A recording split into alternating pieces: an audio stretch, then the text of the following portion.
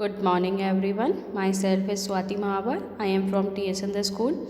I teach SST subject. Today I came here to teach chapter number 1 in geography. The name of the chapter is Resources and Development. In the last class we studied the topic International Resources. Now in this class we start from the topic on the basis of status of development. Page number 2 on the basis of the status of development. On the basis of the status of development, resources are categorized in 4 parts: potential resources, developed resources, stock and reserves. Potential resources, resources which are found in a region but not have been utilized. जो resources किसी particular area के अंदर मिलते हैं लेकिन हमने उनको utilise नहीं किया है, तो उन रिसोर्सेज को क्या कहा जाएगा? Potential resources. For example, the western part of India, particularly Rajasthan and Gujarat, have enormous potential for the development of wind and solar energy. अगर हम राजस्थान और गुजरात की बात करेंगे तो वहाँ पर विंड और सोलर एनर्जी बहुत ज़्यादा अमाउंट में हमारे पास अवेलेबल है, but we don't use it properly. लेकिन हम इन रिसोर्सेज को प्रॉपरली डेवलप नहीं कर पाते हैं, प्रॉपरली यूज़ नहीं कर पाते हैं. Next is developed resources. Resources which are surveyed and their quality and quantity have been determined for utilization. जिन रिसोर्सेज का सर्वे किया जा चुका है, जिन रिसोर्सेज की क्वालिटी और क्वांटिटी डिटरमाइन की जा चुकी है कि हम किस क्वालिटी का रिसोर्स किस क्वांटिटी के अंदर हम उसको यूटिलाइज कर सकते हैं. The development of resources depends on the technology and the level of their feasibility. लेकिन उन रिसोर्सेज का जो डेवलपमेंट है वो डिपेंड करता है कि टेक्नोलॉजी हमारे पास है या नहीं, और उस टेक्नोलॉजी की इतनी कैपेबिलिटी है या नहीं कि हम उन रिसोर्सेज को यूज़ कर सकें. Third is stock. Stock means the resources which are preserve for the future generation. Materials in the environment which have the potential to satisfy human needs but human beings do not have the appropriate technology to access these are included among stock. वो resources जो हमारे environment में available हैं और जिनकी potentiality है कि वो human needs को fulfill कर सकते हैं, but we are not having technology so that these resources are not developed or not utilized. हमारे पास इतना टेक्नोलॉजी नहीं है कि हम रिसोर्सेज को यूटिलाइज कर सकें, तो ये रिसोर्सेज क्या कहलाएंगे? Stock. For example, water is a compound of 2 gases. Water के अंदर 2 गैसेस होती है, hydrogen and oxygen. Hydrogen can be used as a rich source of energy.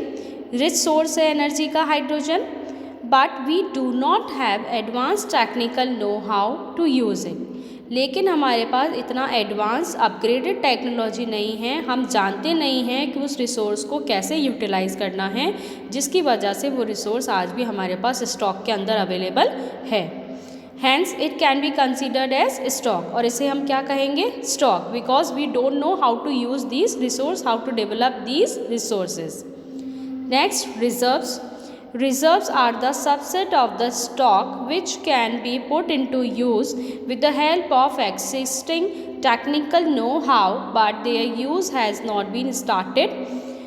Reserves क्या कहलाते हैं? Reserves means preserve. किसी चीज़ को preserve करके रखना क्या कहलाएगा? Reserve. हमारे पास resources है, we have resources, we have technology to use these resources, we know that technology, that how can we use these resource, but after that we don't use these resources. ये सारी चीज़ें होने के बाद भी, technology, scientific knowledge होने के बाद भी हम इन रिसोर्सेज को यूज़ नहीं करते हैं, because these can be use for meeting future requirement. क्योंकि ये रिसोर्सेज फ्यूचर रिक्वायरमेंट को फुलफ़िल करने के काम में लिए जाएंगे. आने वाली जनरेशन इन रिसोर्सेज को काम में लेगी. River water can be used for generating hydroelectric power, but presently it is being utilized only to a limited extent.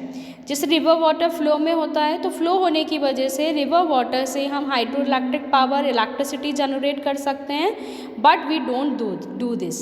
लेकिन हम ऐसा नहीं करते हैं, बिकॉज हम उसको प्रिजर्व करके रख रहे हैं फॉर आवर फ्यूचर जनरेशन। सिर्फ लिमिटेड वर्क्स के अंदर ही रिवर वाटर को काम में लिया जाता है।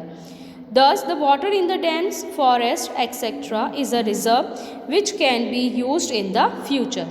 तो डैम्स में जो वाटर होता है, जो हमारे फॉरेस्ट हैं, उन्हें हमने प्रिजर्व करके रख रखा है ताकि हमारी आने वाली जनरेशन उनको यूज़ कर सके। Now come to the next topic, development of resources. Development of resources means resources को अच्छे से डेवलप करना, अच्छे से यूटिलाइज़ करना कि वो आज भी हमारे पास रहें और आने वाली जनरेशन भी उसको यूज़ कर सके। Resources are vital for human survival as well as for maintaining the quality of life. आज हमारा जो सर्वाइवल है वो हम रिसोर्सेज के ऊपर पूरा फुल्ली डिपेंडेंट है, हमारा survival because of resources only. But resources use for the quality of life, अगर हमें हमारा लाइफ क्वालिटी अच्छा करना है, गुड करना है, डेवलप करना है तो हमें रिसोर्सेज चाहिए। We need resources to sustain a good life. It was believe that resources are free gift of nature. ऐसा हम मानते हैं कि फ्री गिफ्ट ऑफ नेचर है, लेकिन ऐसा नहीं है। रिसोर्सेज वही हैं जैसे जिस तरीके से हम उसको क्रिएट करते हैं, डेवलप करते हैं। As a result human beings use to them indiscriminately, not in a proper way. Indiscriminately means not in a proper way, सही तरीके से रिसोर्सेज को यूज़ नहीं किया जाता है। And this has led to the following major problems, जिसकी वजह से बहुत सारी प्रॉब्लम्स हमारे सामने क्रिएट होती हैं।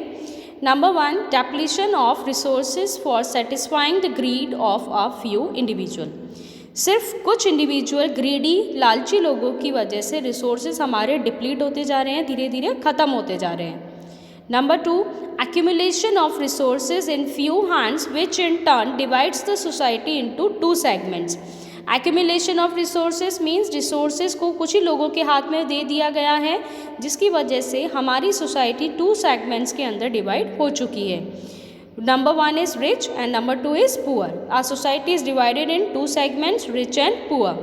रिच कौन है? जिनके पास है मीन्स है जिनके पास सारी चीज़ें, and poor are have nots. Poor are come in the category of have not, जिनके पास कुछ भी नहीं है।